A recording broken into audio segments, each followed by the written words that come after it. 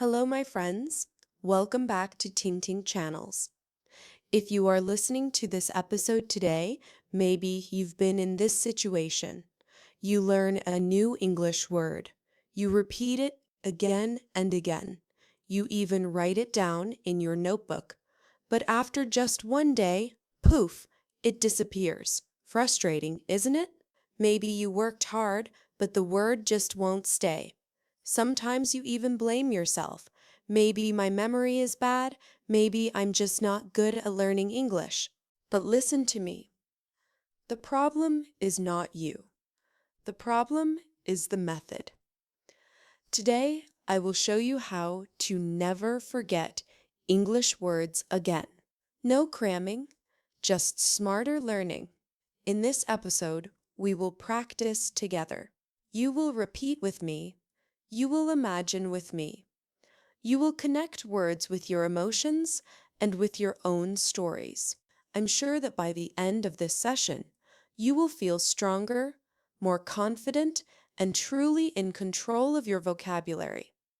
So, let's begin this journey. Part 1. Example sentences. Make words come alive. The goal here is learn words through real sentences, not dead word lists. Word 1, borrow. To take something for a short time. Now, repeat after me. Can I borrow your pen? Can I borrow your pen? I borrowed a book from the library. I borrowed a book from the library. He borrowed my bike and didn't return it. He borrowed my bike and didn't return it. Now imagine these moments. You're sitting in class, your pen runs out of ink, you turn to your friend and whisper, "Can I borrow your pen?" That's real life. Another scene, you leave the library holding your favorite book, happily telling your friend, "I borrowed a book from the library." That's your own story. And another situation, a little frustrating. Your neighbor borrows your bike. You wait and wait, but it never comes back. You complain, "He borrowed my bike and didn't return it." You can feel the frustration. See, the word borrow is no longer just letters. It's part of your life. Do you like that? Word 2. Messy, not clean, not organized. Repeat after me. My desk is messy. My desk is messy. Her hair looks messy today. Her hair looks messy today. The kitchen was messy after the party. The kitchen was messy after the party. Picture this. You walk into your room, papers everywhere, books on the floor, clothes on the chair. You sigh, "My desk is messy." Or you see your friend rushing into class, hair all over the place. You laugh, "Her hair looks messy today." And after a birthday party, plates, cups, cake crumbs everywhere in the kitchen. You shake your head. The kitchen was messy after the party. Each sentence is like a short movie, and that movie makes the word unforgettable. Word 3, delay. To make something late. Say it with me. There was a delay at the airport. There was a delay at the airport. The train was delayed because of the snow. The train was delayed because of the snow. Sorry for the delay. My meeting ran late. Sorry for the delay. My meeting ran late. Can you see it? You're standing at the airport, suitcase in hand, watching the screen flash. Flight delayed, hours of waiting. Or you're on the train, watching the snow outside, hearing the announcement, the train was delayed because of the snow. Then you text your friend, "Sorry for the delay, my meeting ran late." This is real life English. You see, example sentences bring words to life. But we can go even deeper, because your brain doesn't just love sounds, it also loves pictures. And that's our next step. Part 2, visualization. Draw pictures in your mind. The goal here, turn each word into a picture, a short movie in your head. Word 4, climb, to go up. Repeat after me. Repeat after me. I want to climb that mountain. I want to climb that mountain. We climbed to the top of the hill. We climbed to the top of the hill. The child climbed the tree quickly. The child climbed the tree quickly. Pause for a moment. Close your eyes. You see yourself with a backpack, step by step, sweat dripping, the air getting thinner, but you keep going. That's not just English, that's a journey. Word 5, run. To move fast, to manage. Say it with me. She runs every morning. She runs every morning. I had to run to catch the bus. I had to run to catch the bus. He is running a company now. He is running a company now. What do you see? Run has many meanings. Picture 1, a woman jogging, steady footsteps. She runs every morning.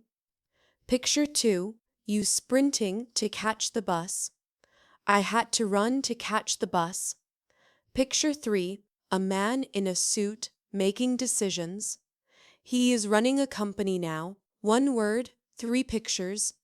A powerful way to remember. Word 6, break, to damage, to wrest, to fail a promise. Repeat after me. Don't break the glass. Don't break the glass. Let's take a break. Let's take a break. He broke his promise. He broke his promise. Picture it, a glass shattering on the floor. Don't break the glass. You're tired at work. Let's take a break. And the disappointment when someone doesn't keep their word. He broke his promise. 3 emotions, 1 word. Now you can see the words, but pictures alone are not enough. Words truly live when they connect with your heart, your feelings. That's why part 3 is so important. Part 3, feelings. Make words your own. Goal, connect words with your real experiences and emotions. Word 7, nervous, worried, anxious. Repeat after me. I felt nervous before my job interview. I felt nervous before my job interview. I get nervous when I speak English. I get nervous when I speak English. He was nervous before the big exam. He was nervous before the big exam.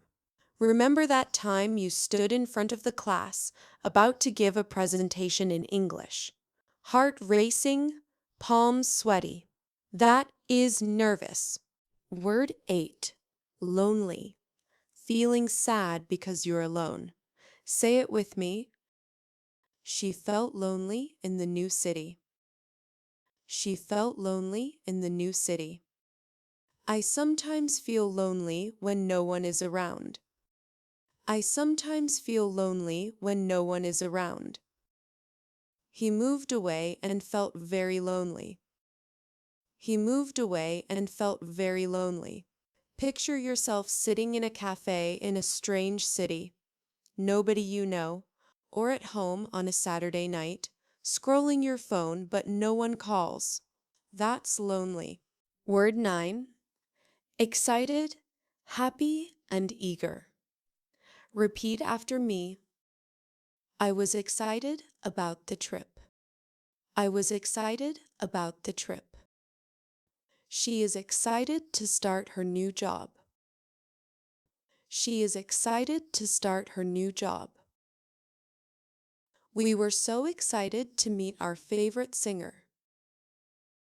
We were so excited to meet our favorite singer. Do you remember the butterflies before a trip? Or the big smile before your first day at work? That's excited? Remember this. The more you connect words with feelings, the deeper they stay in your brain. Now you have sentences, pictures, and emotions. But there's one last secret. Put them together into little stories. Part 4. Mini stories. When words hold hands. Goal: learn groups of words in context as part of a story. Theme 1. Weather.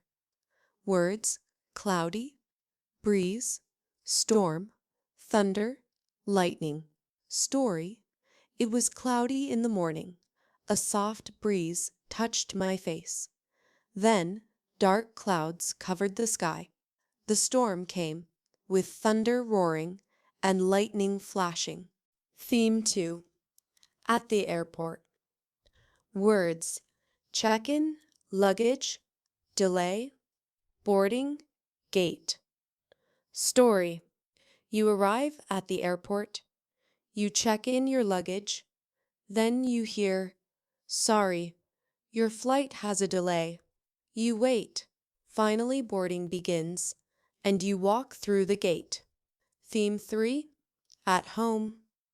Words: messy, clean, borrow, fix, cook. Story: my room was messy. I started to clean it. My friend came to borrow my tools. We fixed the chair together, then cooked dinner. My friends, today you didn't just listen. You practiced, you imagined, you felt, and you told stories. Here's the secret. Kritiswe antiredimless kri anu maitin. Single words are easy to forget. Words in sentences, in pictures, in emotions, in stories are unforgettable. Here's my challenge for you. Every day, choose one new word, make 3 sentences. Imagine a picture, add a feeling, put it into a story, and repeat. See it, say it, use it. If you did it, leave a comment, "I did it." If you still have questions, comment below. I'll be ready to help you.